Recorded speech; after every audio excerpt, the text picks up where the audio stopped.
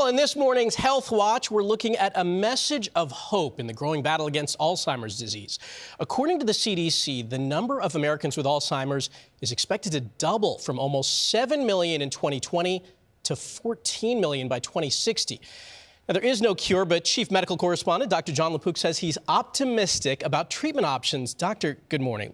Look, when you say that you're hopeful, I pay attention. When you say that you're optimistic, right, everyone should pay attention. Yeah, these are exciting times. I'll tell you why. Because in the last couple of years, we've shown, you know amyloid, that gooey substance that sits on top of nerves in the brain, and they stop nerves from talking with each other.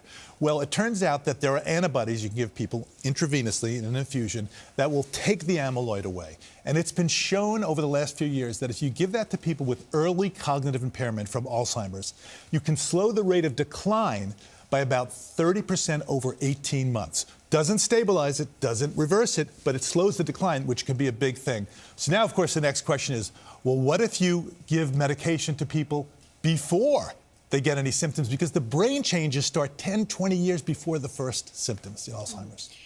No, you recently spoke with a man, Jake Heinrichs, who has the genes for early onset Alzheimer's. He's been in a clinical trial for over 10 years. Tell us about that.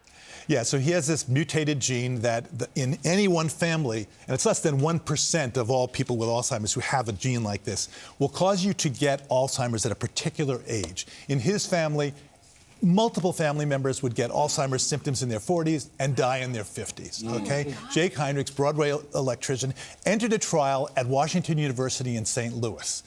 And Randy Bateman, Dr. Randy Bateman, is running that trial, and it's an international trial. And they say, well, wait a second. We know within a family that people are going to get symptoms at this age, say around 45, okay? So they started giving medication, this antibody gobbling up medication, like more than 10 years ago in Jake's case. He got to the middle of his 40s, and he's feeling fine. Everybody in his family who had this gene, and he has the gene, were getting symptoms. He felt so optimistic that he and his wife, Rachel Chavkin, who's a terrific Broadway director, said, we're going to have a kid.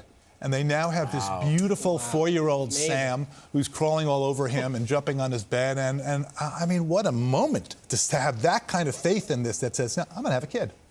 I mean, it's a beautiful story. So ultimately, at the end of the day, family history does play a role, right? If I look at my own family, we don't have a history of Alzheimer's in our family, but that doesn't mean I'm out of the woods. Right. Family history of Alzheimer's increases risk. I'm an internist, as you know, and gastroenterologist. I come up with this all the time. People come into my office and they say, I'm forgetting names, and I don't know, they're getting older. And rather than just writing it off now, I'm getting more aggressive and saying, you know, maybe I'll send you, if it seems like it's interfering with daily function, not just like we all do, we forget a name, I'm going to send you for neurocognitive testing.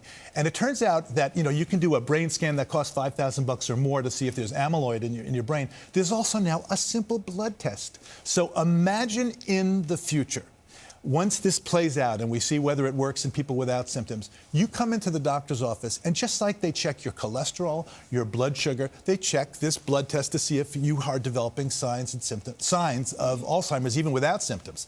And then if you do, and if we prove that this treatment works in people without symptoms who don't have the genetic form, maybe you get some treatment and can prevent Alzheimer's. Wow. What remarkable news. Dr. Jon LaPook, always good to see you, my friend. Happy New Year. Happy New Year. Very much.